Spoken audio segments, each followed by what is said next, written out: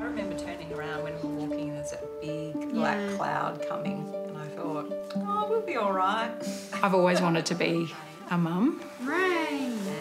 Rainbows. I've got 2 children. There's Sylvie, who's 13, and Lewis, who's 10. They're very different children. And Sylvie wanted fish and chips. How long did we have to walk to get the fish and chips? Another half an hour. Kids give so much to you, and I love the way they're so frank and so honest. But it was worth it, wasn't it?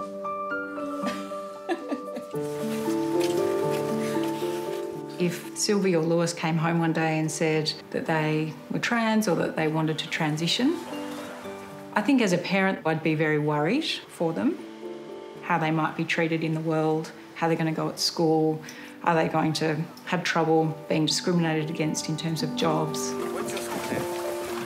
What I've learnt from looking after trans kids is that despite the fact you want to do absolutely everything you can to protect them, actually the best way to protect them is to allow them to be themselves.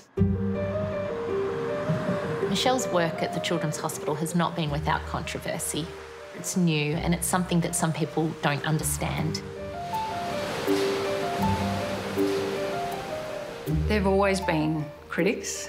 You don't go into this area of medicine without being warned about becoming a target, and I've certainly made myself a very big target. I really don't understand the criticisms of Michelle and the hospital. No child would ever choose to do this. It's really hard to be a trans kid. At one point, I thought Michelle might stop her work and I thought she might break and just decide that she'd had enough. I've never felt that Michelle would cave in. This is a girl at 16, was standing on a beam, you know, doing ridiculous physical feats. She's used to pressure, but there's no option. You can't not fight. You can't give in. I don't think it's a wise idea to ever underestimate Michelle Telfer. Michelle Telfer has learned from a very young age discipline, poise, strength, flexibility. That character that she has came to the fore.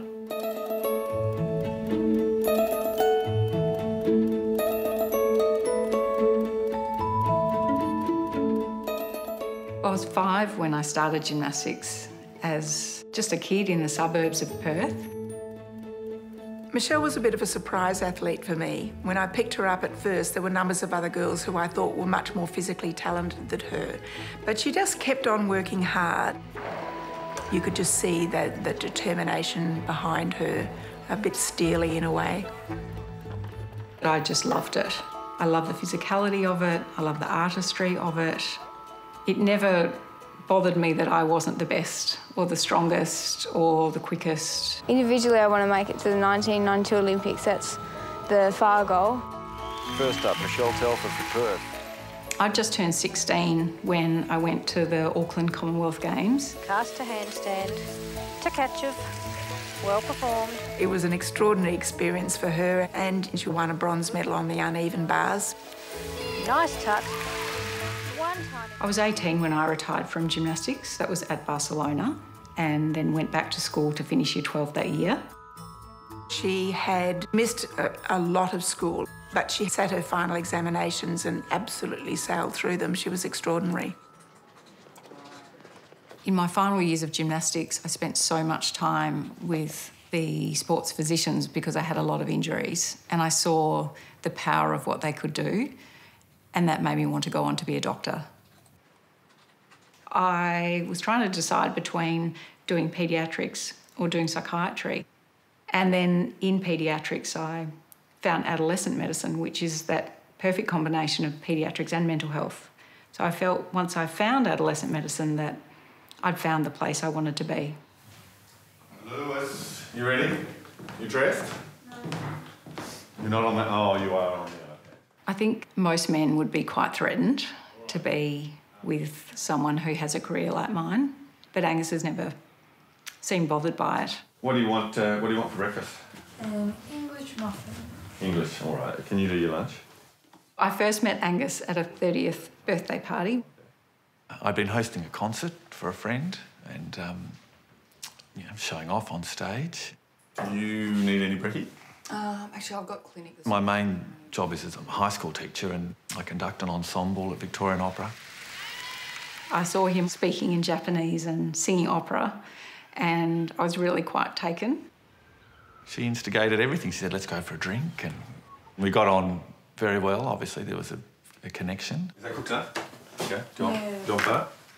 The issue came up about how much I love my work, and I've never really been sure how I was going to make it work to have children and have my career continue. Your little gourmet child. And he responded by saying, I'll stay home and look after your children. I get to be a trophy husband and, bask in her success. Be good, won't you? I find actually a lot of people are often jealous that I've been working part-time or spending more time with the kids. All right. See ya. All right. 2012 was a really big turning point in my career. I came back from maternity leave and I took this full-time job as the clinical lead of adolescent medicine at the Royal Children's Hospital. Just pop the referral in the system. Michelle leads a team of 50 people and the services are very broad. So she looks after young people who are in hospital with eating disorders or self-harm. They also have an outreach medical service where they look after marginalised and homeless children. Has had really strong fixed thoughts that they've been brought forward in the wrong gender. And alongside all of that, she runs the gender service. I generally see a psychologist or one of the psychiatrists first. I was asked to take over this group of trans children and their care, and I jumped at it. Come in, Ollie. I'd never met a trans child before I started this job. And one of the first children I saw was a young boy called Oliver. Good, yeah, getting on with school And I said to Oliver, well, how do you know that you're a boy? Like, when did you start thinking about yourself as a boy? And he was 10 at the time that he told me this story. All my life, so for as long as I could remember, anytime I had a birthday, or even like if someone said, what would your 3 wishes be with a genie? Anytime I had like blow out the candles or anything like that, I'd always wish that I would be a boy. That would be my birthday wish. It was such a beautiful story, and I thought, I can help this child have a boy's body. And how many people can do that? And the idea that that was even remotely possible was just incredibly exciting and almost overwhelming to me, because that was something that I had dreamt of for as long as I could remember, you know. And have you had any problems with the injections? No, not really. You know, become pretty routine now. With the consent of both of Oliver's parents, he went on to start testosterone treatment at the age of 15. We've got an appointment later this year. But we don't provide any surgery. To access surgery, one has to enter the adult system, and that only occurs once someone's over the age of 18. I remember when you were little, you really didn't like... I did not like needles, no. Well, I'm 18 now. I'm in my final year of high school. I'm hoping one day to study medicine, become a cardiothoracic surgeon or something similar. I'm really optimistic about my future. I have huge ambitions. I want to do a lot of good in this world, and I think that, you know, I wouldn't be in that place. I wouldn't be able to have those dreams if I didn't receive support from Michelle. Come in, everyone. Grab a seat. Michelle came home and said, oh, you know, I've started seeing these trans kids. And that hit a perfect storm of trans care becoming a much more public thing, together with Michelle's extraordinary ability to organise things and get people together. Thanks everyone for coming in to our multidisciplinary gender team meeting. And so the service exploded and the number of kids seeking assistance. Last year there were 473 new referrals. That was 2020. And in 2019 there was 336. And it's a struggle, obviously, to fit everyone in. Of the hundreds of young people that come to our service, more than 20% never go beyond that first assessment. Mental health clinicians through Headspace can. We've helped them to understand that it's okay to have behaviours that are not consistent with what we would expect stereotypically of being a boy or being a girl, but that doesn't mean that they're trans. Certainly now really keen to get some face-to-face appointments going again. For those who do feel that medical affirmation is necessary for them, they'll see a mental health person, either a psychologist or psychiatrist, at least 3 times before they see anyone like a paediatrician or an endocrinologist who might start to consider whether a medication is going to be something that will help them. So the time taken from the time of referral to even getting to the paediatrician now is about 2 years. Well, hi Naomi. Hi, how you going, Michelle? I love working with these kids because they are incredibly brave. They're actually coming to us in a situation which we know is very difficult for them. I just said to my mum that I didn't want to be a boy, I felt like a girl, and that I'm sick of living in this body. So Isabel, do you have any questions for me? How do the hormone blockers work? That is a very good question. When I first met Isabel, she was a young girl who was pre-puberty, and she had, as many trans young people do, a fear of going into puberty, where suddenly she would masculinise if we didn't provide any care. Now, the good thing about this drug is it gives you time to think about what you want to do in the long term without you having to worry about your voice dropping or getting hairy or any of those sorts of things. Isabel was very clear about what she wanted to do, and what she needed was puberty blockers. So we went through the risks and we went through the benefits. Puberty blockers are reversible. The only risk is that it can affect your bone density. If you decided a couple of years' time, so you're 11 now, say you were 13, 14 or 15, and you thought, you know what, I don't want to be a female, I'm going to go back to being Campbell, then we can stop the Zoladex. That won't happen. No. You know, I don't think that'll happen either. But if it does happen, we can stop this drug and your body goes back to how it would have been. So what that did for Isabel was give her time to get older, really, and to mature cognitively and emotionally. Yeah, do you know what other subjects you've got for next semester? So that when the time came to making decisions about hormone treatment, so oestrogen, which would have irreversible effects, she'd be competent to make that decision on her own. Before they were prescribed for Isabel, both parents had to agree to the treatment. So I'm turning 18 later this year. I'm doing my final year of high school and VCE, which is pretty exciting. I just feel like a normal kid, which I am. I'm thinking of maybe doing politics, economics and philosophy. I don't know where I'd be if I didn't have Michelle and the RCH with me. I think I'd equate a large part of my being alive at the moment to them. There were really dark times for Isabel and where her mental health wasn't great and, you know, she really struggled. So getting the right treatment for her was critically important. I think it has made all the difference in terms of who she is today. And what about your oestrogen? Yeah, good. It's just a very thorough process. If you aren't actually trans, the hospital will figure it out. If the child maybe is confusing their feelings or something else, they'll figure it out. Pop on.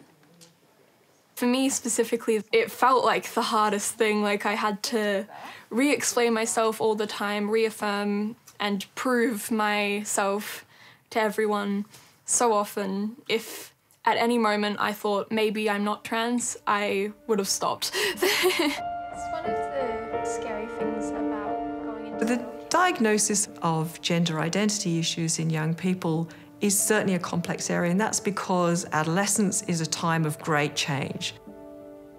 In the UK, there's been a lot of attention from a case that have arisen out of one of the big UK centres, the Tavistock Clinic, and that has brought attention to young people who have transitioned during adolescence, teenage years, who then become very distressed and change their mind and wanted to detransition.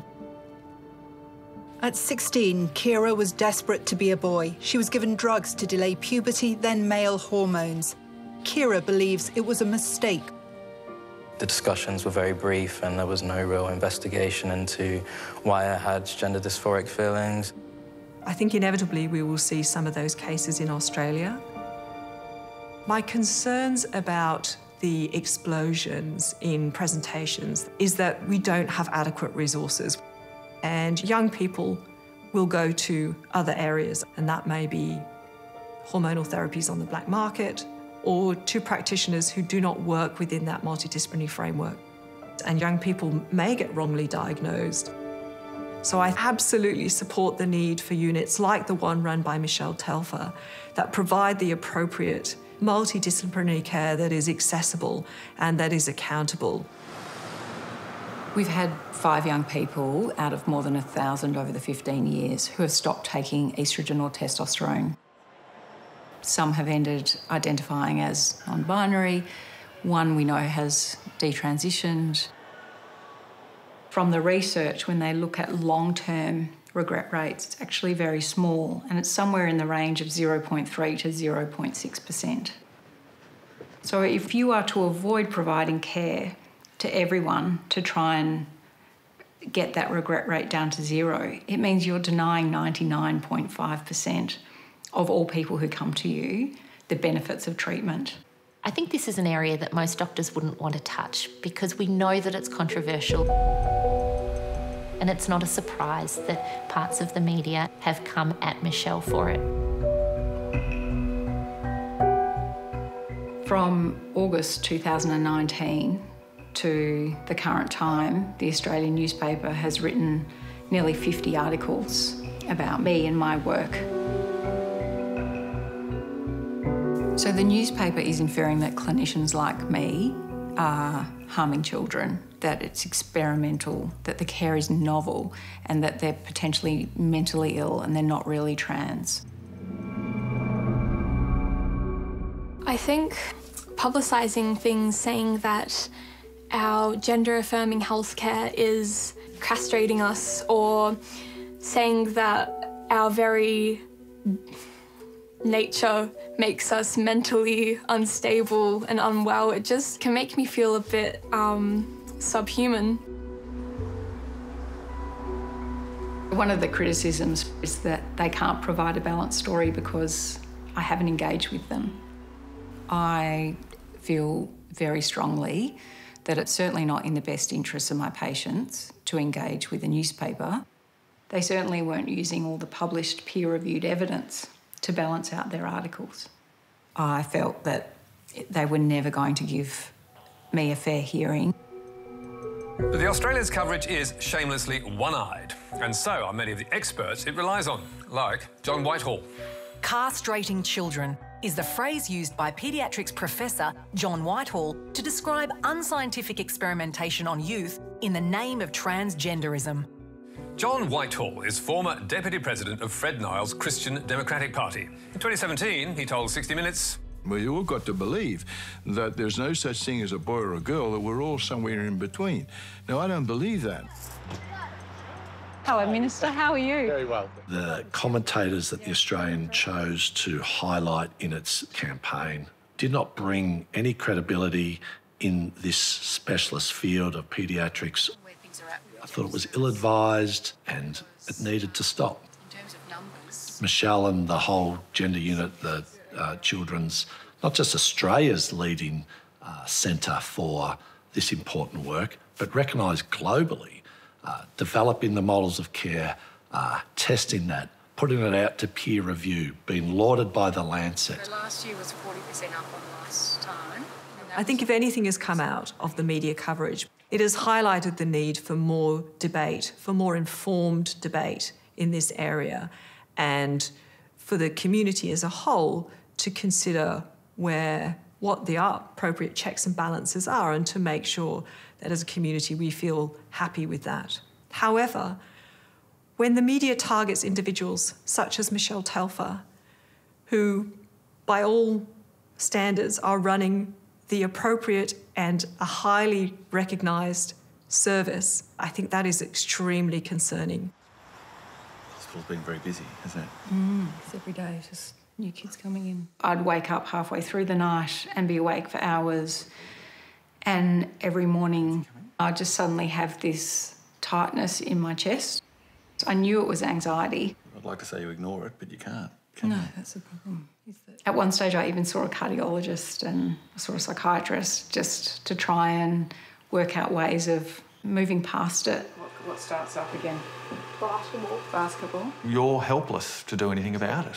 You know, you can be there and listen to the stories and give her a hug, but you can't fix it. Training, though. You've got to get to training. You know, she'll break down at times, but then she's getting on with the running of things. When the short-term risk of not providing care is severe depression and anxiety, self-harm, and young people attempting suicide, we know that we can't do nothing.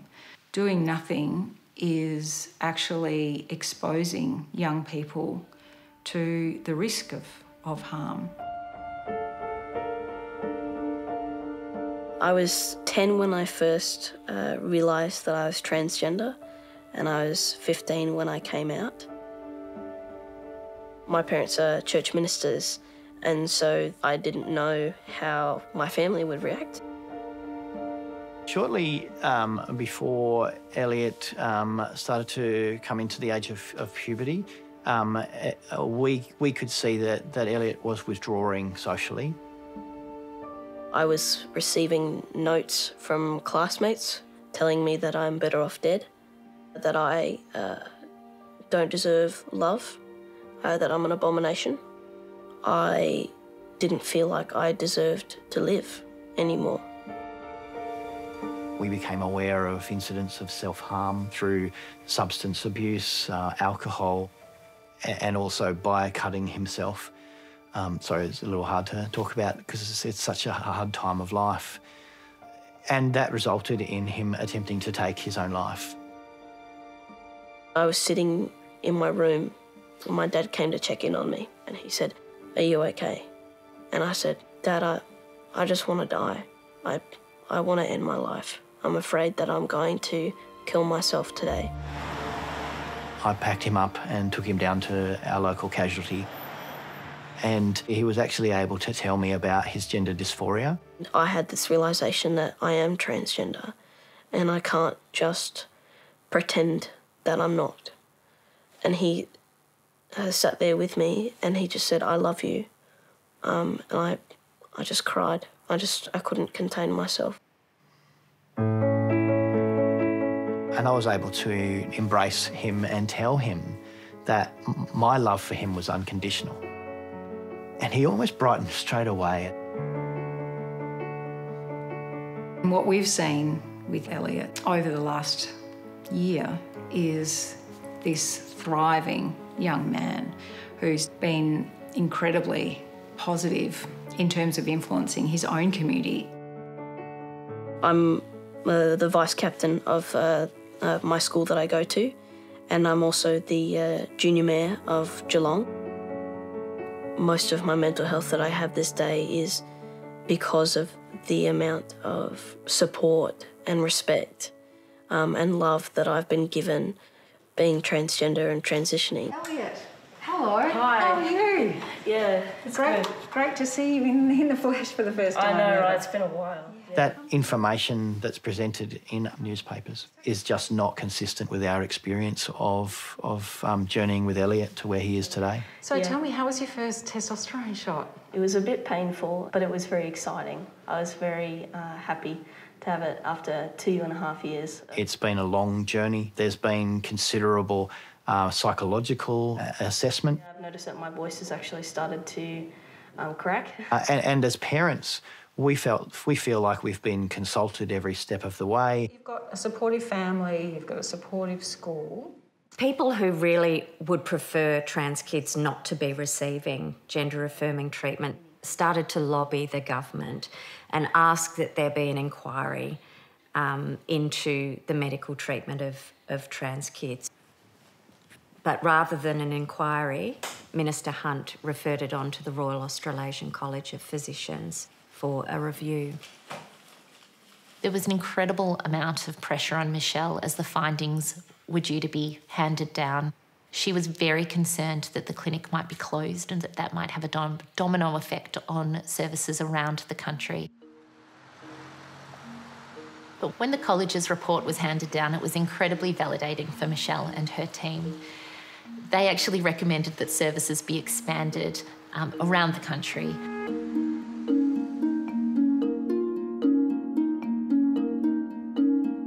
I remember speaking to Michelle and just going, they get it. They understand that an inquiry would expose our kids to unnecessary debate about their existence, their experience.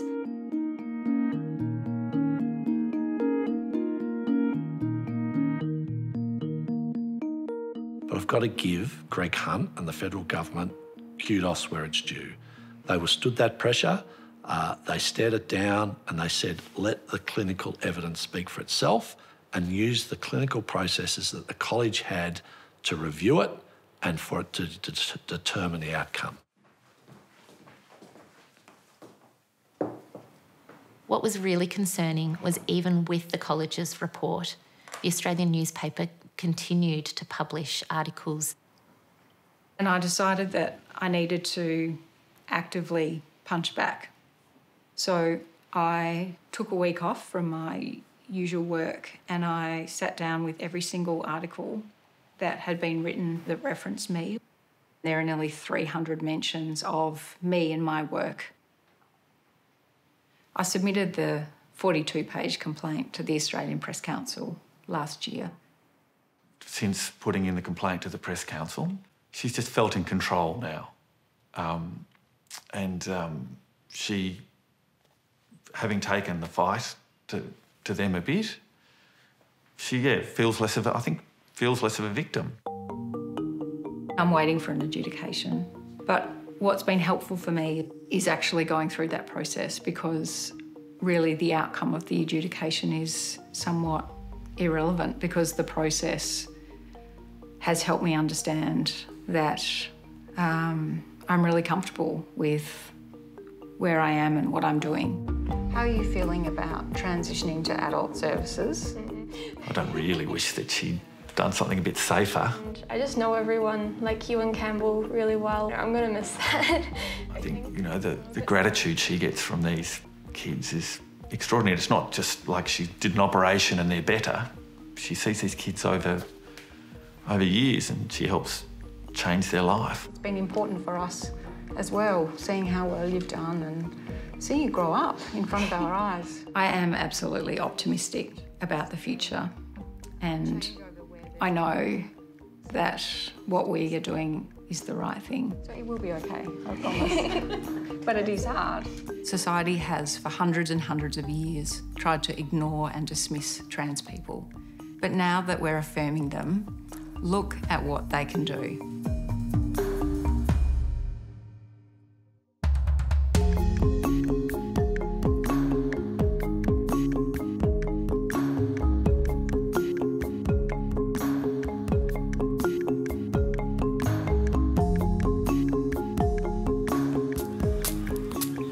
Elliot, tell me, you've made a cake.